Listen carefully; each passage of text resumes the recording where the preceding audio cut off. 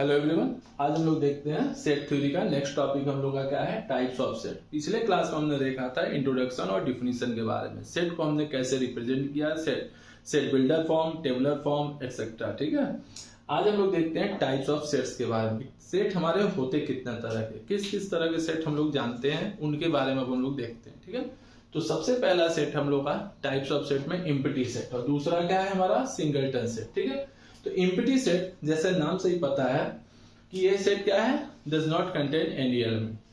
Singleton set क्या है, नाम से पता चल रहा होगा कि that set is called which contain only one element. ठीक है, तो यहां लिखते हैं हम लोग which does not contain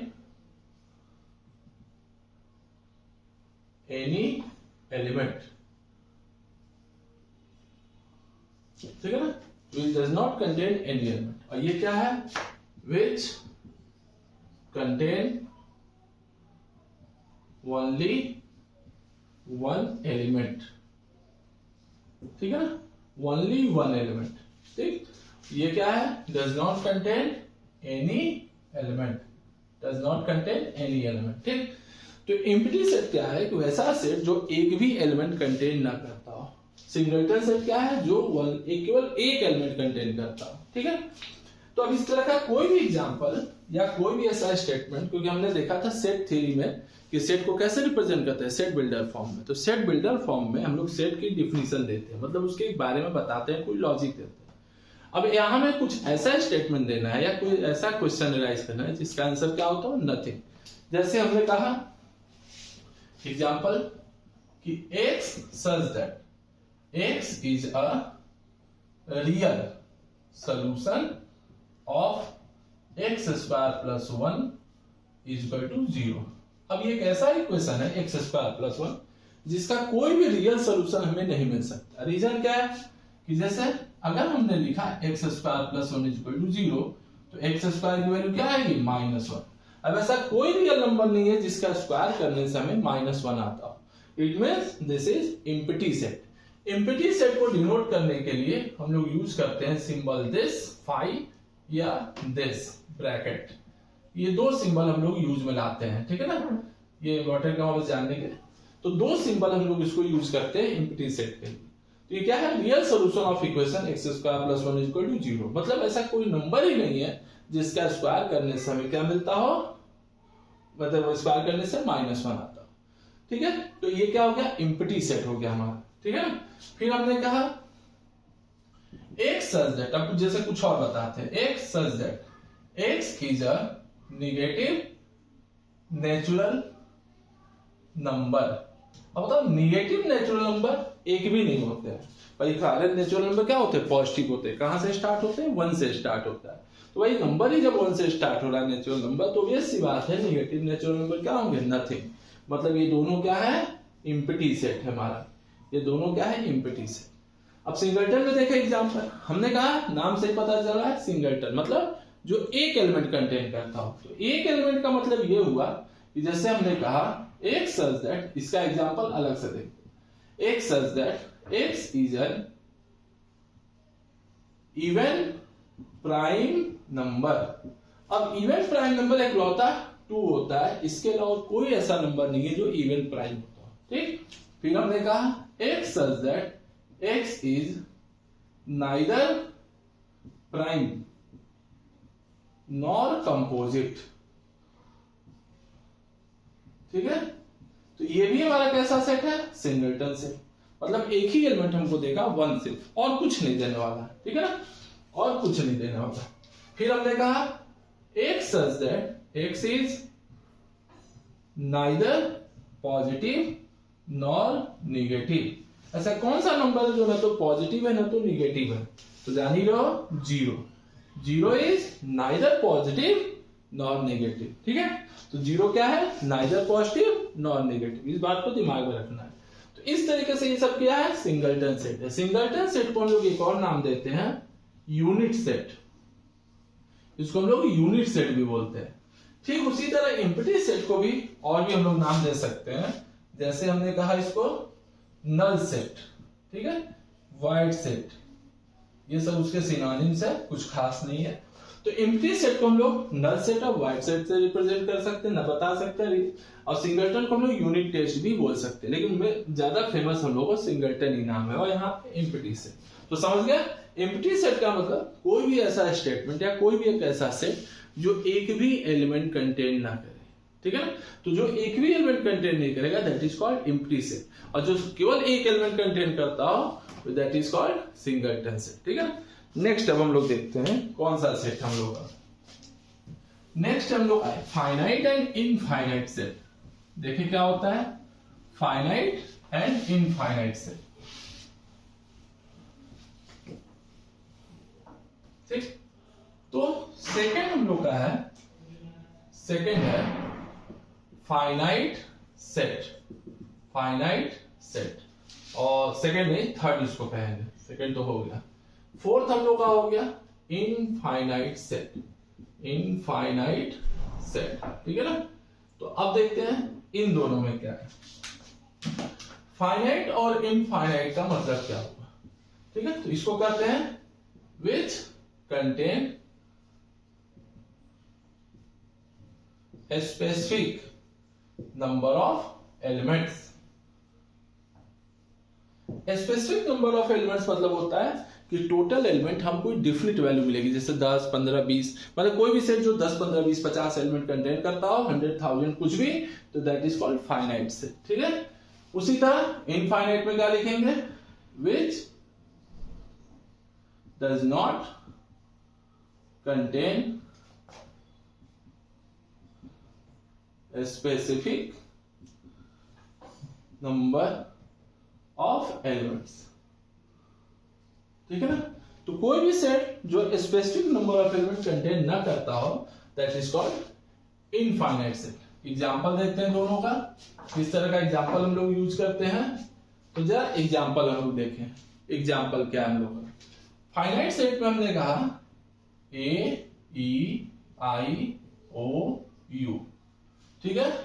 infinite में हम लोग क्या बताएंगे, जैसे हमने कहा natural number, integer, whole number, even number, odd number, rational number, real number, ठीक है।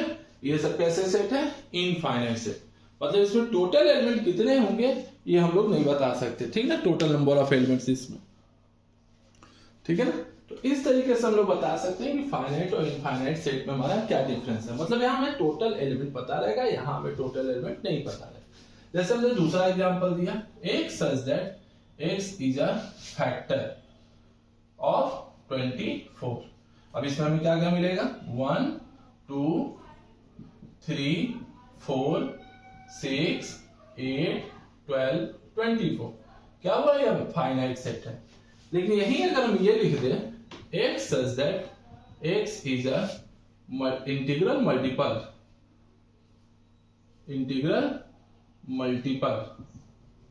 of 24, तो हमको क्या मिलेगा 0 plus minus 24 plus minus 48 plus minus 72 plus minus 96 plus minus 120 infinite. तो ये क्या है इन्फिनिटी, मतलब अब इसमें कितने मल्टीपल होंगे ये कोई नहीं बता सकता, तो that is called infinite set. ये हमारा हो गया इनफाइनाइट, ये हो गया हम लोग का फाइनाइट, जिसमें टोटल नंबर ऑफ एलिमेंट्स पता हो उसको हम लोग बोलते हैं फाइनाइट सेट, ठीक है। तो इस तरह से हम लोग फाइनाइट और इनफाइनाइट क्लियर करते हैं। अब देखते हैं इसी में छोटा सा टर्म है कॉर्डिनल नंबर, कॉर्डिनल नंबर, इसको ये भी बोलते हैं ऑर्डर ऑफ सेट, ठीक है ना। देखते हैं क्या होता है कॉर्डिनल नंबर। कॉर्डिनल नंबर हमें बताता है, इसको हम लोग दो तरीके से, कॉर्डिनल नंबर अगर है तो हम लोग जनरली एन से लिखते हैं, ऑर्डर ऑफ सेट अगर डिनोट करना है तो ओ ए से लिखते हैं आप लोग, ठीक है ना। तो एन चाहे ओ ए दोनों में से कुछ भी डिफाइन कर सकते हो, दोनों सही है, ज्यादातर यूज हम लोग एन को लेते हैं। तो ये क्या बताता है कि कॉर्डिनल नंबर क्या बताता है, it gives the total number of elements in any finite set, ठीक है। किसी भी फाइनाइट सेट में टोटल नंबर ऑफ एलिमेंट्स हमको कितने होते हैं यही बताता है ऑर्डर ऑफ सेट, ठीक है ना। तो कोई भी फाइनाइट सेट में टोटल कितने एलिमेंट है ये हमें बताता है ऑर्डर ऑफ सेट या कॉर्डिनल नंबर ऑफ सेट। अब जैसे एग्जांपल देखो, जैसे हमने लिया सपोज दैट कि एक सेट है हमारा ए ई आई ओ यू, मान लो ये सेट हम लोग का ए, ठीक है ना, ए हम लोग का। तो इसका मतलब कि एन ए की वैल्यू कितनी हो जाएगी हमको 5। एन ए की वैल्यू 5 होने का मतलब इस सेट में टोटल कितने एलिमेंट है 5 एलिमेंट है हमको, ठीक है। ठीक उसी तरीके से अगर हम दूसरा एग्जांपल लेते हैं कि b इज इक्वल टू, ठीक है, फर्स्ट 5 नेचुरल नंबर 1 2 3 4 5, तो फिर ये देखा कि एनपी की वैल्यू कितनी आ रही है 5 आ रही है। एक चीज याद रखना, नोट के तौर पे याद रखने के लिए है, नोट के तौर पे कि n5 की वैल्यू 0 होती है, ठीक है ना। n5 मतलब इम्पिटी सेट का कॉर्डिनलिटी, उसको कॉर्डिनलिटी भी कर सकते हो, कॉर्डिनल नंबर भी बता सकते हो, ठीक है ना। तो इसकी जो कॉर्डिनलिटी होती है, कॉर्डिनल नंबर जो होता है इम्पिटी सेट का, वो क्या होता है 0, ठीक है ना, नथिंग, मतलब कुछ आएगा नहीं, कुछ सेट में कोई एलिमेंट ही नहीं है, ठीक है। इनफाइनाइट सेट की कॉर्डिनलिटी या कॉर्डिनल नंबर क्या होगा अनडिफाइंड, भाई इन्फिनिटी है, ये डिफाइंड ही नहीं हो सकता। और जितने भी फाइनाइट सेट है उन सबका कॉर्डिनल नंबर कुछ ना कुछ मिलेगा, ठीक है ना। जैसे अगर हम इस सेट को देखते हैं तो इसकी कॉर्डिनलिटी अभी हम देखें कितनी आई 5। मान लो इस सेट को हम डिनोट करते हैं m से, मान लो m से डिनोट करते हैं, पता था ना सेट को हम लोग डिनोट करते हैं कैपिटल लेटर से और उनके एलिमेंट्स को डिनोट करते हैं स्मॉल लेटर से। तो जैसे मान लो m लेते हैं तो यहां nm की वैल्यू कितनी हो गया, काउंट करो 1 2 3 4 5 6 7 8, मतलब इसका कॉर्डिनलिटी कितना हो गया 8 हो गया। तो इस सेट की कॉर्डिनलिटी कितनी है 8 है। तो फाइनाइट सेट में हमेशा कॉर्डिनलिटी डिफाइंड होती है, इनफाइनाइट सेट की कॉर्डिनलिटी अनडिफाइंड होती है, एम्प्टी सेट की कॉर्डिनलिटी हमेशा 0 होती है, ठीक है ना। ये हमेशा क्या बताता है नंबर ऑफ डिस्टिंक्ट एलिमेंट्स, किसी भी सेट में टोटल कितने एलिमेंट्स हैं, टोटल नंबर ऑफ, यहां पे लिख सकते हो डिस्टिंक्ट, ठीक है ना। तो सेट का नाम लेने का मतलब ये है कुछ एलिमेंट क्या होंगे डिस्टिंक्ट होंगे, लेकिन अगर कोई गलती से अगर रिपीट कर दे तो भी हम उसको काउंट नहीं करते हैं, ठीक है ना। कॉर्डिनल नंबर हमेशा डिस्टिंक्ट एलिमेंट्स को रिप्रेजेंट करता है, ठीक है, इस चीज को ध्यान रखना। अब नेक्स्ट देखते हैं हम लोग, नेक्स्ट हम लोग का है कॉर्डिनल एंड कॉर्डिनल बोल रहे हैं काउंटेबल एंड अनकाउंटेबल सेट, ठीक है ना। अब काउंटेबल अनकाउंटेबल को जरा समझा जाए आखिर वो क्या चीज है। फाइनाइट इनफाइनाइट हमने देख लिया, तो अब देखते हैं हम लोग कॉर्डिनल एंड कॉर्डिनल बोल फिर से काउंटेबल एंड अनकाउंटेबल 4 5, ये हो गया काउंटेबल सेट, और ये हो गया हमारा 6 नंबर अनकाउंटेबल काउंटेबल सेट, ठीक है। तो दो सेट हम लोग के हैं काउंटेबल अनकाउंटेबल, ठीक है ना। अब इसको हम लोग कैसे डिनोट करते हैं, डिनोट करने का 2 तरीका है। पहला तरीका next element be predicted, uncountable क्या करोगे next element can not be predicted,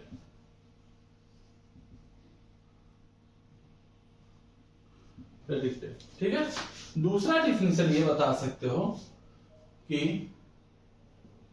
total number of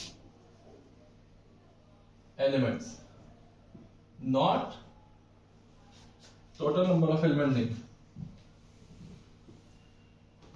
elements can be counted, elements can be counted, इसमें क्या कर सकते हो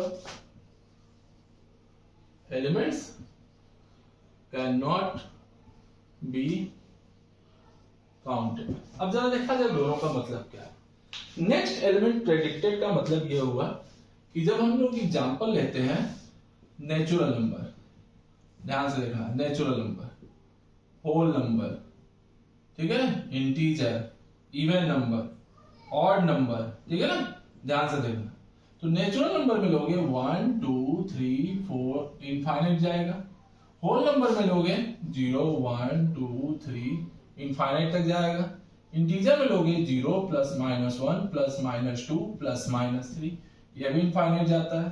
इवन नंबर लोगे 0 plus minus 2 plus minus 4 plus minus 6 infinite जाएगा। इसमें भी लोगे plus minus 1 plus minus 3 plus minus 5।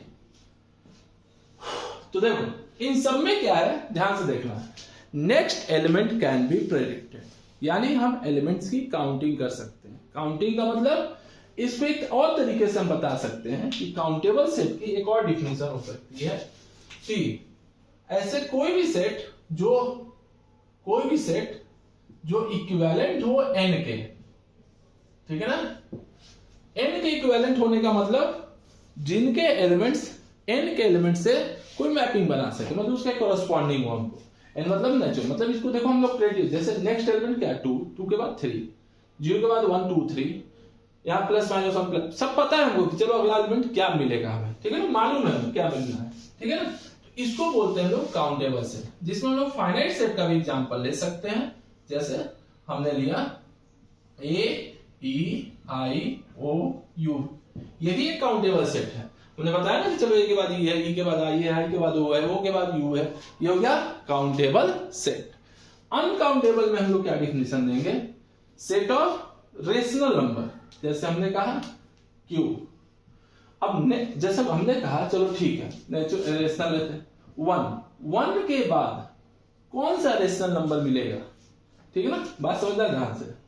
1 से बड़ा या छोटा कुछ भी 1 के आसपास, ग्रेटर देन हो चाहे लेस देन हो, कोई भी रेशनल नंबर एग्जिस्ट कर सकता है, ठीक है, नहीं मिल सकता, ये पॉसिबल ही नहीं है कि हम बता सके इसको, ठीक है ना, नॉट पॉसिबल, ठीक है ना। किसी भी नंबर के आगे पीछे हम कोई भी अगला रेशनल नंबर डिफाइन नहीं कर सकते, तो इसको कहते हैं अनकाउंटेबल, मतलब 1 के बाद हम काउंट ही नहीं कर सकते कि अगला रेशनल क्या आएगा। सेम थिंग हमारा होता है रियल नंबर के भी केस में, सेम होता है हम लोग का कॉम्प्लेक्स के भी केस में, ठीक है, सेम होता है हम लोग का इरेशनल के केस में, ठीक है। इन सारे नंबर सिस्टम में अगला एलिमेंट क्या होगा कैन नॉट बी प्रेडिक्टेड, ठीक है ना, मतलब नेक्स्ट एलिमेंट हम लोग प्रेडिक्ट कर ही नहीं सकते कि अच्छा ठीक है 3 के बाद कौन सा रियल नंबर, कोई नहीं बता सकता, 3 के बाद अगला कौन सा कॉम्प्लेक्स नंबर, कोई नहीं बता सकता, ठीक है। तो इस तरीके से हम लोग यहाँ क्या है, नेक्स्ट एलिमेंट अनडिफाइंड, ठीक है ना, हम गेस ही नहीं कर सकते क्या होगा, कोई नहीं बता सकता। तो ये हो गया अनकाउंटेबल सेट, ये हो गया हमारा काउंटेबल सेट। हाँ एक बात ध्यान देना कि जरूरी नहीं है कि काउंटेबल होने के लिए सेट का फाइनाइट होना जरूरी, इनफाइनाइट सेट भी काउंटेबल हो सकते हैं। जैसे हमने देखा natural number, whole number, integer, ये सब क्या इनफाइनाइट सेट है लेकिन काउंटेबल है। और फाइनाइट सेट तो भाई ऑब्वियस सी बात है काउंटेबल होंगे ही होंगे। तो यहाँ पे एक पॉइंट याद करने के लिए हो सकता है कि every finite set must be countable but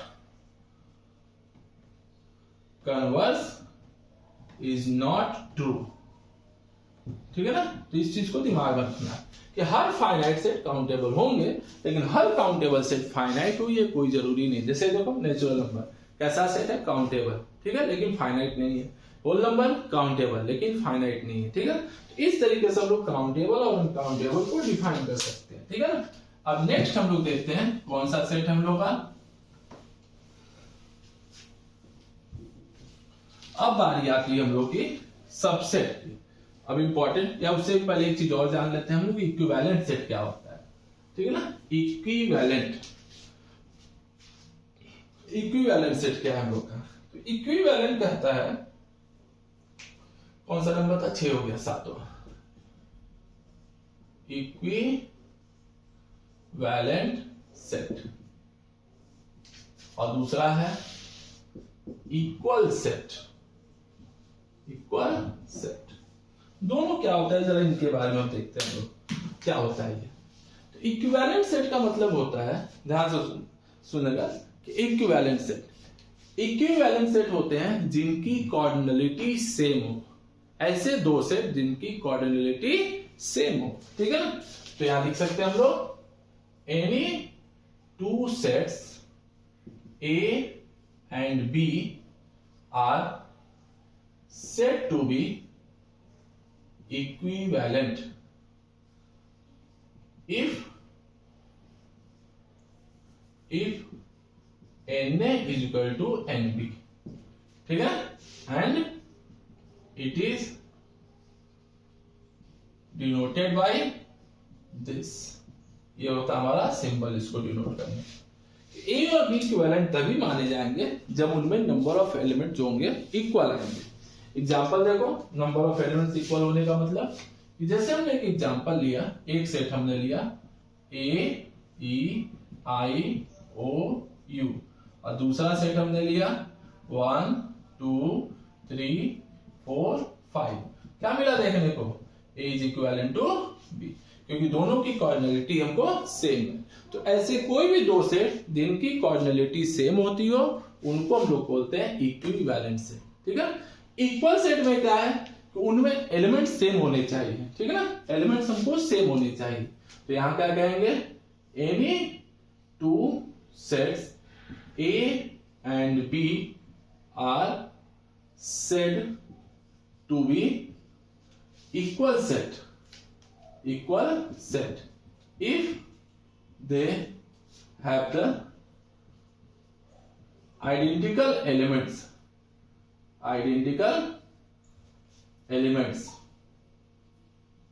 ठीक है, and it is denoted by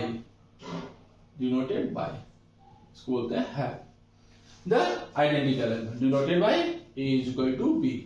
तो ये क्या बताता है हमें? इक्वल सेट, ठीक है ना। तो इक्वल सेट को डिनोट करने का तरीका होता है A is equal to B। अब जैसे हमने कहा, अब एक एग्जांपल हम लेते हैं इसको, ठीक है ना, एग्जांपल लेते हैं। जैसे हमने कहा कि एक सेट हमने लिया एक such that X is first 5 natural number, और फिर हमने कहा एक such that X is first 5 non zero whole number, non zero whole number. भाई दोनों तो एक ही चीज है ना, दोनों हमको 1 2 3 4 5 को रिप्रेजेंट करेगा, मतलब ये दोनों सेट क्या हो गए? सेम हो गए। दोनों में तो एक ही एलिमेंट मिलेगा हमें, फर्स्ट 5 नेचुरल नंबर का है, चाहे first 5 non zero whole number के हैं, बात तो हमें एक ही मिलेगी। तो ये हो गया हमारा क्या? Equal set. इक्वल सेट में क्या है कि एलिमेंट्स हमको आइडेंटिकल होने चाहिए, ठीक है ना, एलिमेंट्स क्या होने चाहिए? आइडेंटिकल।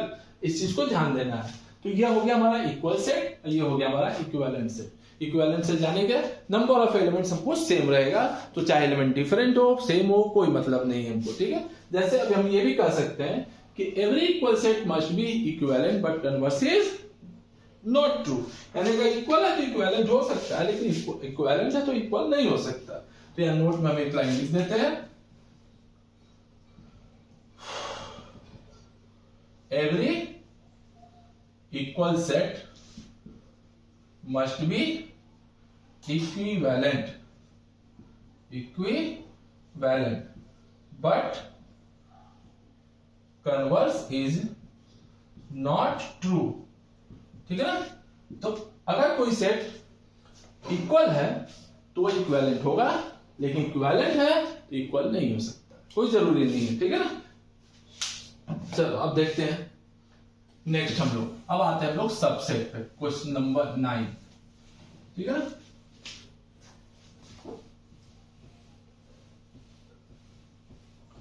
अब आती बारी सबसेट, क्वेश्चन 9 नंबर।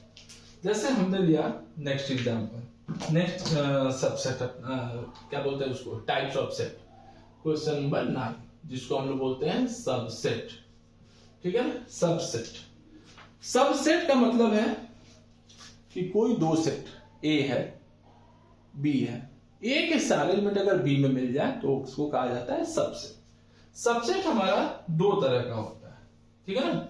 सबसेट हमको दो तरह के होते हैं, कौन कौन सा? तो एक होता है प्रॉपर, एक होता है इनप्रॉपर, ठीक है ना। तो एक होता है प्रॉपर सबसेट, एक होता है इम्प्रॉपर सबसेट, ठीक है। अब जरा इनके बारे में हम लोग जानते हैं क्या हो सकता है। प्रॉपर किसको बोलते हैं?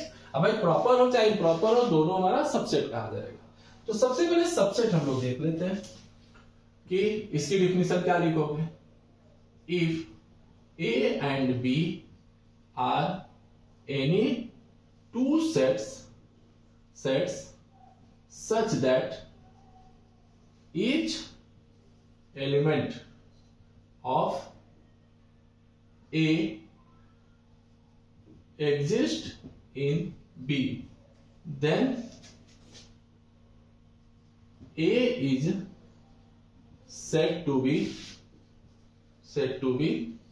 subset of set A, and it is a subset of set B.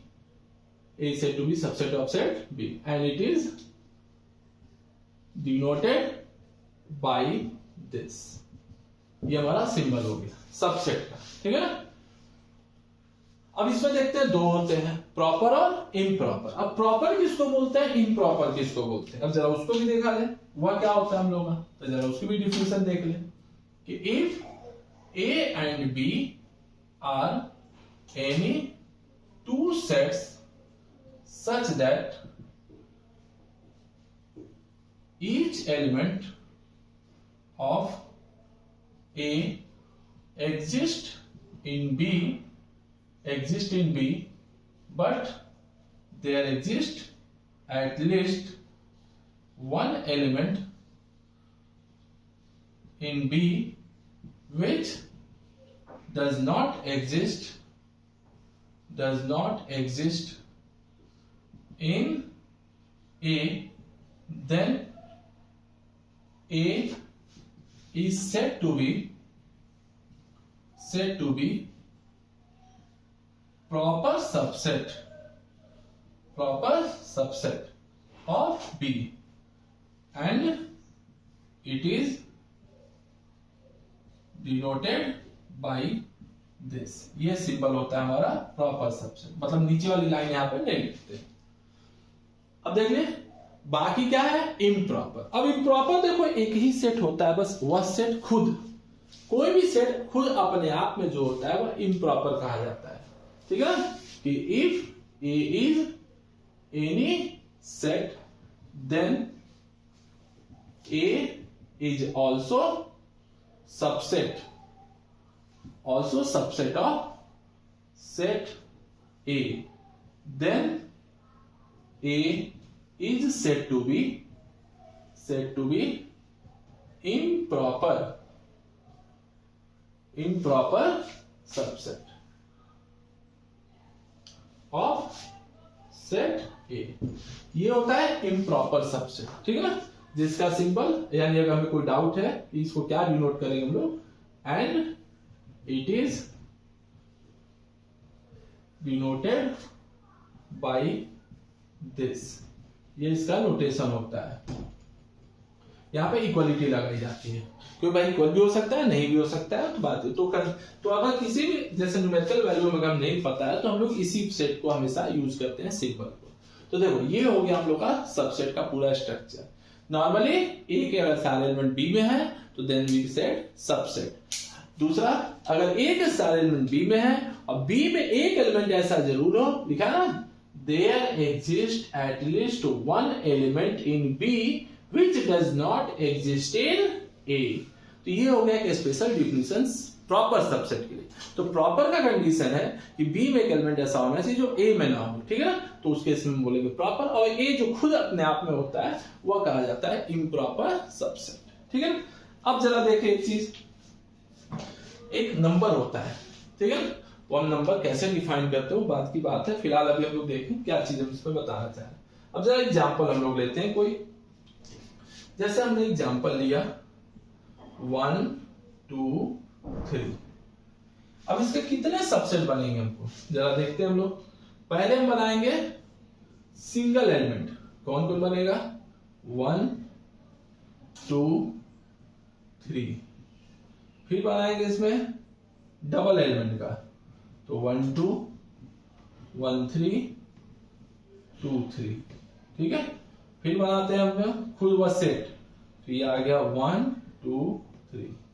एक होता है इसमें इम्पटी सेट, एक होता है हमारा इम्पटी, मतलब ये तो सबका सबसेट होगा, प्रॉपर सबसेट। ठीक है ना, तो यहां पर नोट में हम लिख देते हैं 5 is a proper subset of each set.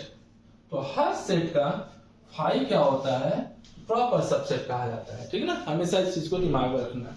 तो 5, तो देखो टोटल कितने मिले, 1 2 3 4 5 6 7 8, टोटल सबसेट मिले हमको 8। तो यहाँ पे कैलकुलेशन जब हम लोग करते हैं तो क्या देखते हैं हम लोग, तो 2 का पावर 3 जो है वो हमें कितना मिलेगा। तो देखो, तो यहाँ पे टोटल नंबर ऑफ सबसेट कितना मिला, 2 का पावर 3 इक्वल टू 8। तो ये हमारा फार्मूला होता है। ठीक है ना, कि total number of subset, total number of subset, formula क्या होगा, 2 का पावर n ए क्या डिनोट करेगा, number of element in set A, मतलब cardinality of set A. Cardinality of set A बताता है n। तो ये बताता है टोटल कितने सबसेट हमको सेट में होंगे।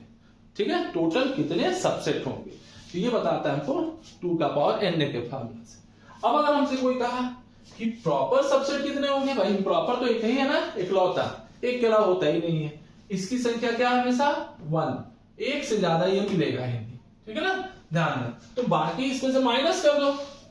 ठीक है ना, नोट में दूसरा पॉइंट देख लो यहां पे, total number of proper subset of set ए कितना होगा, 2 का पावर na माइनस 1। ये बन गया हमारा formula number of proper subset का हमको। ठीक है ना, तो प्रॉपर सबसेट हमको कितने होंगे, 2 का पावर na माइनस 1। तो देख लो अब यहाँ पे ये जो सेट है हम लोग का, ये जो सेट है ये कहा जाता है इम्प्रॉपर। अब बाकी सब प्रॉपर हो गया, काउंट करो, 1 2 3 4 5 6 एंड 7। तो 7 हो गया प्रॉपर और 1 हो गया हमारा इम्प्रॉपर। तो यही हमारा पूरा स्ट्रक्चर है, नोटेशन बताई दी है। अब कुछ जनरल डेफिनेशन एग्जांपल हम लोग देखते हैं कि जनरल एग्जांपल हम लोग क्या बता सकते हैं। तो जरा कुछ और अदर एग्जांपल देखते हैं। तो ये हो गया हमारा 3 सेट, प्रॉपर बोले subset, proper subset, improper subset. ठीक है ना, अब देखते हैं इसमें कुछ स्पेशल एग्जांपल अब हम लोग जरा दिखा दें स्टैंडर्ड सेट के रिस्पेक्ट में। ठीक है ना, जैसे पहला नेचुरल नंबर जो होता है होल नंबर का सबसेट है। कैसा subset, proper subset. Proper whole number जो है इंटीजर का प्रॉपर सबसेट है, इंटीजर जो है वो रेशनल का प्रॉपर सबसेट है, रेशनल जो है वो रियल का प्रॉपर सबसेट है, रियल जो है वो कॉम्प्लेक्स का प्रॉपर सबसेट है। लेकिन उल्टा लिखोगे सही नहीं है। ठीक है ना, रिवर्स ऑर्डर में ये चीज सही नहीं होता। दूसरा देखो, इवन नंबर किसका प्रॉपर सबसेट है, इंटीजर का। इंटीजर किसका प्रॉपर हो गया, रेशनल का। रेशनल हो गया रियल का, रियल हो गया क्या बोलते हैं इसको, देखो यहाँ रियल कॉम्प्लेक्स का सिंबल सी होता है, रियल किसका हो गया, सी का। उसी तरह और भी बाकी नोटेशन हम लोग यूज कर सकते हैं। ठीक है ना, तो ये सब किसके एग्जांपल है, प्रॉपर सबसेट के। ठीक है, तो इस तरीके से हम लोग प्रॉपर सेट को डिफाइन करते हैं। प्रॉपर सेट से हमने देखा कि टोटल कितने होंगे, 2 का पावर na माइनस 1। अब हम लोग देखते हैं नेक्स्ट 12 नंबर। तो ये बताता है अगला डेफिनेशन हमारा power set. Power set, power set क्या बताता है, तो पावर सेट बहुत सिंपल है। If A is any finite set, then collection of all subsets of set A is said to be power set, and it is denoted by पीए, इसको denote किससे करते हैं हम लोग? पीए से। पावर सेट को किससे डिनोट करते हैं? पीए से। अब जरा एग्जांपल हम लोग देखते हैं। सबसे पहले अगर ए हम लोग लेते हैं 1 2, तो इसका पावर सेट क्या होगा? जरा देखते हैं हम लोग पावर सेट। तो आएगा 5 1 2 एंड 1 2, ठीक है ना। दूसरा सेट हमने लिया ए बी सी। अब इसमें देखो इसका पावर सेट क्या होगा? तो अभी हम थोड़ी देर पहले लिखे थे 5 A B C A B B C A C and A B C. ये हो गया हमारा पावर सेट, ठीक है। तो हमने क्या देखा? इसकी कॉर्डिनलिटी कितनी है। तो इसकी कॉर्डिनलिटी जब देखोगे पीए की कॉर्डिनलिटी, तो कितना मिलेगा? 1 2 3 4, मतलब 2 का पावर 2 इज इक्वल टू 4। उसी तरह यहां पे एन ऑफ पी अगर हम लोग निकालते हैं तो कितना मिलेगा? 2 का पावर 3 इज इक्वल टू 8। तो ये बताता है कॉर्डिनलिटी कि टोटल कितने number of elements power set पे होंगे हमको। दूसरी चीज देखो, एम्प्टी सेट का पावर सेट जरा हम लोग देखा जाए, ये क्या होता है? जरा बहुत कंफ्यूजिंग चीज है, समझने वाली चीज है। तो पावर सेट इसका इसमें एलिमेंट पहले कितने होंगे, इसकी कॉर्डिनलिटी देखो। सबसे पहले कॉर्डिनलिटी चेक करो, तब एलिमेंट लिख पाओगे थोड़ा सा। तो 2 का पावर 0 मतलब 1, बस एक एलिमेंट, बस 5 आ गया, बस ये हो गया P5। वही अगर हमसे कोई कहे P ऑफ P5 बताओ कितना होगा, तो भी ऐसी बात है, हम इसकी कॉर्डिनलिटी पहले चेक कर लेते हैं। तो P ऑफ P5, ठीक, तो देखा कितना होगा? 2 का पावर 1 इज इक्वल टू 2, मैंने 2 एलिमेंट मिलना चाहिए। तो एक छोटो क्या हो गया? 5 हो गया। एक ये खुद हो गया, ये खुद सेट जो P5 हो, P5 पूरा का पूरा आ जाएगा। तो ये कितना आ गया? 5 आ गया। तो ये हो गया डबल P5, ठीक है ना। इसी तरह हम लोग ट्रिपल P5 भी लिख सकते हैं। ट्रिपल P5 अगर हम लिखते हैं तो अब हमको कितना एलिमेंट मिलेगा? जरा ये भी देख लें। तो अब 2 का पावर 2 कितना होगा? 4 एलिमेंट। तो 4 एलिमेंट इस बार हमको मिलना चाहिए। पहला एलिमेंट तो हो गया 5। अब इसका देखो, इसी का पावर सबसेट हम लोग लिख रहे हैं। एक बनेगा सिंगलटन का, दोनों को अब देखो, एक बार इसको सिंगल सेट में बना दो, एक बार इसको सिंगलटन में बना दो, दोनों को बना दिए। एक बार ये पूरा सेट लिख देते हैं, तो 5 एंड देन 5, ये हो गया। देख रहे हो 4 एलिमेंट हमको दिख रहा है साफ। तो ये हो गया पावर सेट। तो पावर सेट मतलब क्या हो गया? Collection of all subsets of any finite set. भाई फाइनाइट सेट रहेगा तभी ना उसका सबसेट लिखेंगे। तो किसी फाइनाइट सेट के total collection and power subset के कलेक्शन को हम लोग बोलते हैं पावर सेट, ठीक है ना। तो ये हो गया पावर सेट हम लोग का। अब देखते हैं हम लोग सुपर सेट क्या है। सुपर सेट क्या है? सुपर सेट नॉर्मल चीज है, कुछ बहुत विशेष नहीं है हमको, ठीक है ना, बस नाम का खाली फर्क है। देखते 13। तो 13 में हम लोग का है सुपर सेट। सुपर सेट क्या होता है जरा देखें। तो सुपर सेट नॉर्मल चीज है। जैसे हमने कहा if A is proper subset of B, then B is said to be, B is said to be, ठीक है ना। B is said to be super set of set A। तो set B को हम A का super set कहेंगे, ठीक है ना। And it is denoted by, किससे डिनोट होगा ये? This symbol. तो बस कुछ है नहीं बहुत विशेष, बस यही जान लो कि प्रॉपर सबसेट का उल्टा जो बात करते हैं उसको अलग नाम दे दिया गया सुपर सेट। एग्जांपल के तौर पे देखो, हमने क्या कहा? Integer is super set of whole number, whole number is super set of natural number. ये क्या है? सुपर, वही चीज उल्टा लिख दे रहे हैं। तो अब जैसे अब हम ये कहते हैं n is proper subset of w, तो then we can say that w is super set of n। तो w हमारा क्या हो गया? n का सुपर सेट। तो उल्टा भी हम इसको कह सकते हैं, इसमें कोई दिक्कत नहीं। जैसे हमने कहा 1 2 is superset of 1, देख रहे हो ना। तो ये इसका क्या हुआ, सबसेट हुआ प्रॉपर। तो ये इसका क्या हो जाएगा, सुपर सेट हो गया। तो सुपर सेट बहुत कोई खास नहीं है हमारे लिए, लेकिन बस जान लेना चाहिए। अब देखो एक होता है comparable, comparable set. Comparable set क्या होता है जरा ये समझा जाए, ठीक है ना। कंपैरेबल मतलब जिसको कंपेयर किया जा सके, ठीक है ना। कंपैरेबल मतलब जिसको हम लोग कंपेयर कर सकते हैं। चलो तो अब देखते हैं हम लोग कंपैरेबल सेट। तो कंपैरेबल सेट क्या कहता है कि any two sets A and B are said to be comparable set. Comparable set if either A is subset of B or B is subset of A.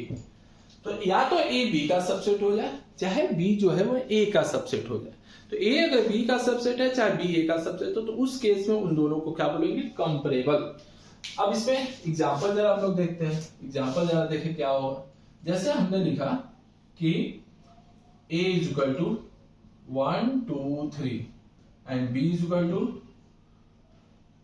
1 2 3 4। तो क्या मिला देखने को कि A is subset of B, तो इसको क्या बोलेंगे, ये कंपैरेबल हो गया, ठीक है। वही अगर हम एग्जांपल देते हैं A इज इक्वल टू 1 2 3 और B is equal to 2 3 4 5।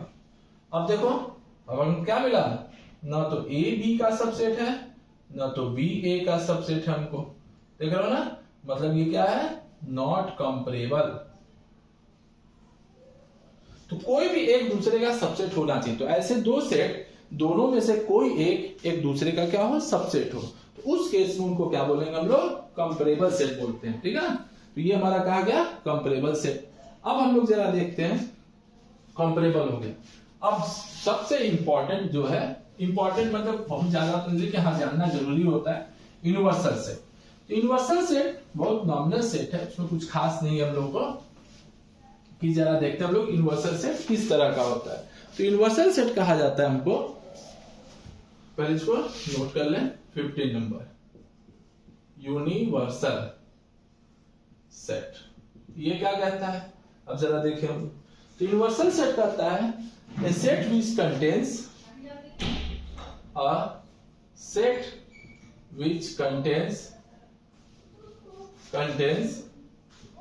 all sets in any context, ठीक है ना।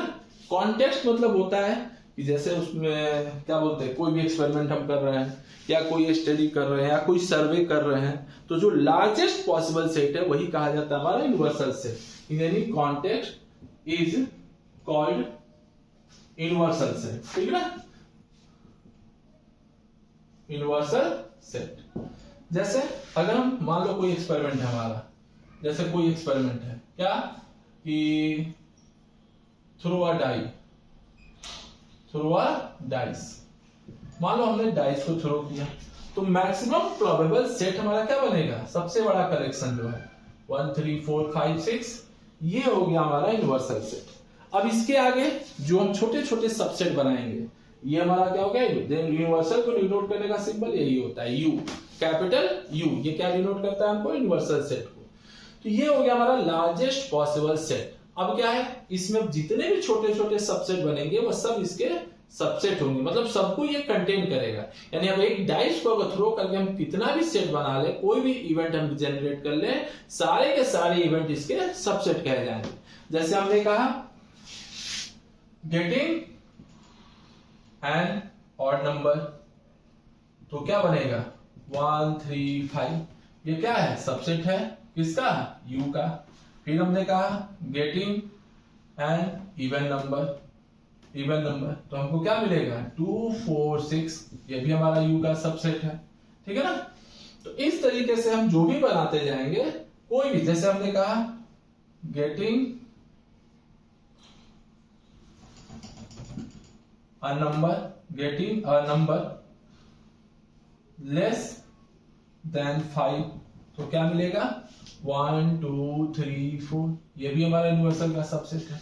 तो यूनिवर्सल सेट मतलब होता है किसी भी एक्सपेरिमेंट, किसी भी कॉन्टेस्ट, किसी भी सर्वे में जो लार्ज, जैसे मान लो हम कोई सर्वे करने जा रहे हैं कि भाई चलो मंथली इनकम देखनी है कि शहर में कितनी है सबकी, तो पूरे शहर की पॉपुलेशन जो होगी उसका जो कलेक्शन होगा वह क्या हो जाएगा, हमारा यूनिवर्सल सेट हो जाएगा। अब उसका एक अलग अलग एरिया का हम लोग जो भी डेटा देंगे वो सब क्या है, उसका सबसेट कह जाएंगे। तो पूरी सिटी का जो हम लोग सर्वे करते हैं तो पूरा हमारा क्या हो गया, यूनिवर्सल सेट हो गया। तो यूनिवर्सल सेट का मतलब ये होता है कि जैसे बहुत सारे एक्सपेरिमेंट हम करने हैं या कोई भी, तो जो मैक्सिमम पॉसिबल होगा वह हमारा कहा जाएगा यूनिवर्सल सेट, ठीक है ना। तो इस तरीके से हम लोग देखें टाइप्स ऑफ सेट्स क्या है। एक इसमें इंपॉर्टेंट टॉपिक बच गया, इसको हम लोग देखेंगे नेक्स्ट क्लास में, थोड़ा सा समझने वाली चीज है, या यही हम बता देते हैं उसको भी, उसमें कुछ खास नहीं है। जरा देखते हैं, लास्ट सबसेट है इंटरवल। इंटरवल क्या होता है जरा देखा जाए, ठीक है ना। इंटरवल होता क्या है जरा देखें इसको।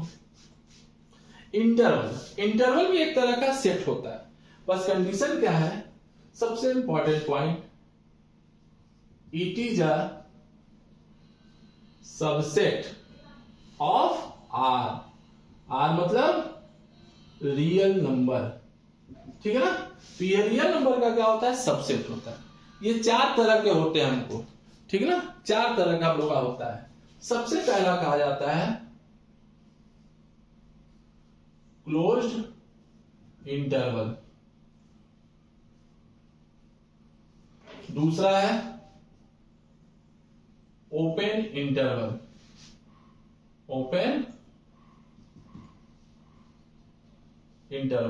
ठीक है ना। तीसरा है सेमी इंटरवल, ठीक है, जो कि 2 तरह के होते हैं। इसमें हो गया पहला ओपन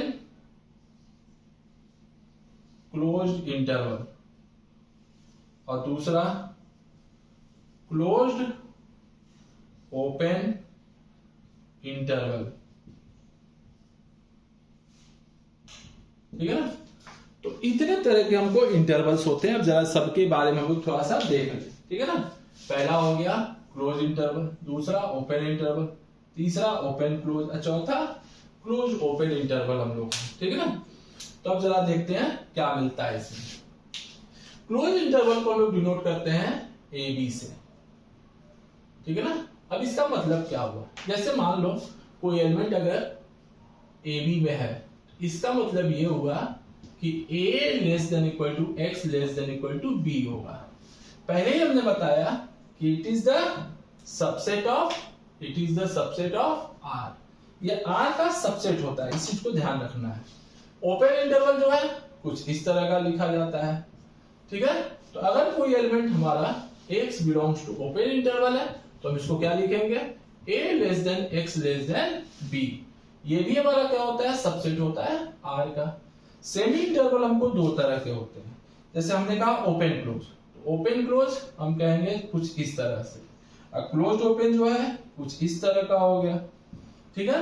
अब जरा इनको भी देखते हैं हम लोग कि अगर ये एलिमेंट हमारा A से B में है, ठीक, तो इसका मतलब हो गया कि A less than x less than equal to b, और एलिमेंट अगर हमारा A टू B है मतलब क्लोज ओपन में, तो हम कहते हैं इसको A less than equal to x less than b, ठीक है। ये हमारा हो गया क्लोज ओपन। अब देखते हैं ये सारे के सारे जो होते हैं सबसेट ऑफ R कहे जाते हैं, ये सब हमको सबसेट R का होता है, रियल नंबर है। अब देखते हैं सबसे पहली चीज इसमें जानने वाली चीज क्या है, हमको इंटरवल है। तो इंटरवल है तो इसकी एक बहुत इंपॉर्टेंट चीज होती है लेंथ।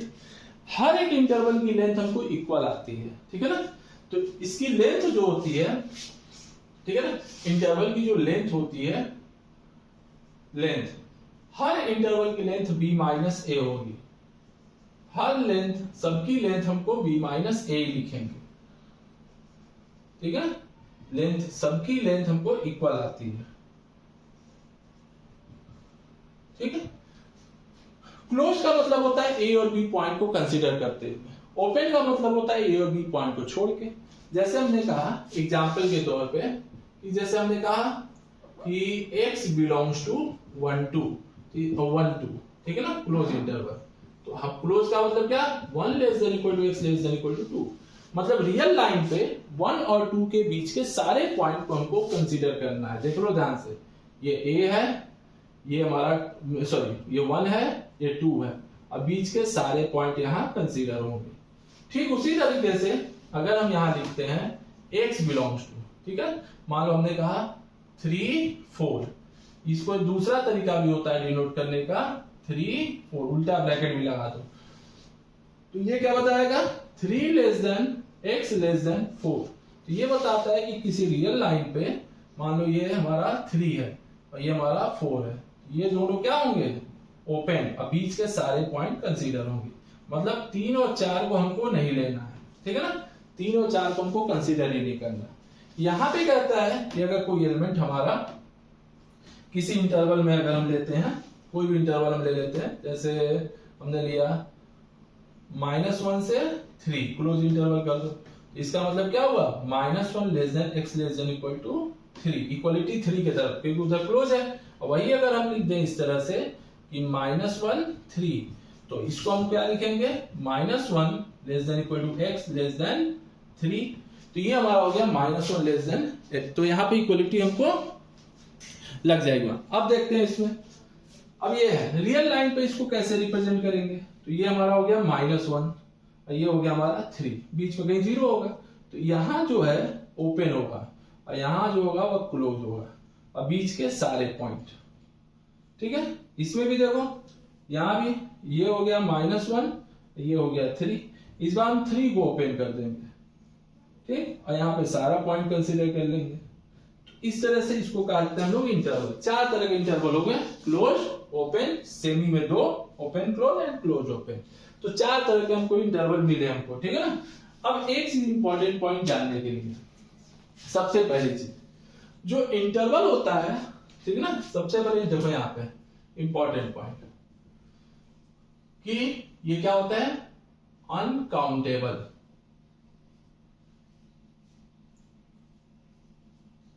ये क्या होता है, अनकाउंटेबल सेट होता है, मतलब कि इंटरवल के बीच में कितने एलिमेंट है ये कोई नहीं बता सकता। जैसे हमने कहा कि 1 से 2 के बीच में, अब बताओ कि कितने एलिमेंट होंगे, तो 1 से 2 के बीच में कितने एलिमेंट है ये दुनिया में कोई नहीं बता सकता, क्योंकि रियल नंबर का सबसेट है जिस कॉल्ड अनकाउंटेबल सेट, ठीक है ना।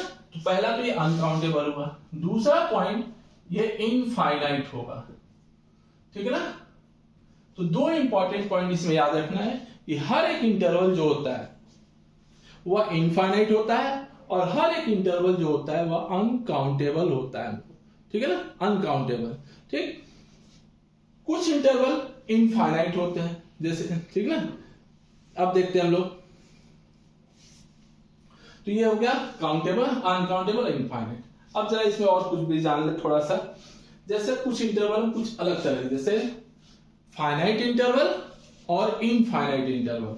जैसे हमने कहा, जैसे हम कुछ इंटरवल इस तरह से लेते हैं, जैसे मान लिया हमने लिया 3, जैसे ये ले लिया 3 से 4, 3 से 4 हमने लिया 5 3, सपोज दैट इसको ले लिए, ठीक है ना, 5 3 तो गलत ले रहे हैं, 5 7 ले लेंगे। हमेशा राइट हैंड साइड में नंबर ज्यादा होगा, लेफ्ट हैंड साइड में छोटा होगा, ठीक है ना। फिर हमने लिया सपोज दैट 3 9, ठीक है। ये सब जो लेंथ इंटरवल है इसको कहते हैं इंटरवल ऑफ फाइनाइट लेंथ। ये सब फाइनाइट लेंथ के इंटरवल कहे जाते हैं, क्योंकि इनकी लेंथ कितनी होगी, तो देखो यहां पर पहले की लेंथ निकालोगे तो 4 - 3 = 1, इसकी लेंथ होगी 7 - 5 = 2, इसकी लेंथ होगी 9 - 3 = 6। अब वही काम अगर हम लोग यहां करें, जैसे हम लोग लेते हैं 3 to infinity -infinity to 2, ठीक है ना। फिर हमने लिया 4 to infinity, देख रहा हूं, इन सब को हम बोलते हैं इंटरवल ऑफ इनफाइनाइट लेंथ, ठीक है ना। इनकी लेंथ हम नहीं डिसाइड कर सकते, भाई इंफिनिटी है तो इनफाइनाइट अगर है तो इसको बोलते हैं हम लोग इनफाइनाइट लेंथ, इसको बोलते हैं लोग इंटरवल ऑफ फाइनाइट लेंथ। तो अगर नंबर डिफिनिट है तो फाइनाइट लेंथ होगा, और नंबर अनडिफाइंड है तो उनको कहा जाएगा क्या बोलते हैं उसको, और इनफाइनाइट लेंथ के, ठीक ना। तो इस तरीके से हम लोग इंटरवल के बारे में जान लिए। इंटरवल क्या है हमारा, अनकाउंटेबल सेट है, दूसरा इनफाइनाइट सेट है, तीसरा सबसेट ऑफ रियल नंबर है। सबसे इंपॉर्टेंट बात सबसेट ऑफ रियल नंबर है। तो हर इंटरवल जो होता है वह सबसेट होता है हमको किसका, रियल नंबर का, सेट ऑफ रियल नंबर का। तो ठीक, तो अगर हम ये कभी गलती से करते, जैसे अब देखो रियल नंबर को हम किससे डिनोट करेंगे, अब जरा ये भी देख लो, जैसे रियल नंबर है ये भी एक इंटरवल में चाहे तो डिनोट कर सकते हैं, -∞ टू +∞। हमेशा इस बात का ध्यान रखना है कि इंफिनिटी के पास कभी क्लोज इंटरवल नहीं लगना चाहिए। अगर हम 3 to ∞ लेते हैं, -∞ से 2 लेते हैं, 4 से ∞ लेते हैं, कहीं भी इंफिनिटी के पास हमें क्लोज इंटरवल नहीं लगाना है। क्लोज का मतलब उसको हम कभी क्लोज कर ही नहीं सकते, ठीक है ना। क्लोज हमेशा हम लोग फाइनाइट नंबर्स को करते, कभी इनफाइनाइट को नहीं, इंफिनिटी को हम लोग कभी नहीं कर सकते, ठीक है ना। तो इस चीज को ध्यान रखना है। आर क्या है, सबसे बड़ा रियल नंबर है, मतलब सबसे बड़ा जो पूरी रियल लाइन होती है, मतलब लाइन पे जितने भी पॉइंट्स होते हैं उनका कलेक्शन आर है। इसको हम लोग डिनोट करते हैं -∞ से +∞, जिसको हम लोग डेसिमल नंबर भी बोलते हैं, ठीक ना, डेसिमल नंबर। तो ये हो गया हमारा टाइप्स ऑफ सेट्स। अब हम लोग का नेक्स्ट टॉपिक, इसके आगे देखते हैं हम लोग अलजेब्रा ऑफ सेट्स के बारे में, ठीक है ना। तो सेट में किस तरह का अलजेब्रा यूज किया जाता है, जैसे यूनियन, इंटरसेक्शन, ठीक है ना। तो इन सब के बारे में जानते हैं हम लोग और उनकी प्रॉपर्टीज के बारे में, ठीक है ना। तो नेक्स्ट क्लास अब आगे देखते हैं।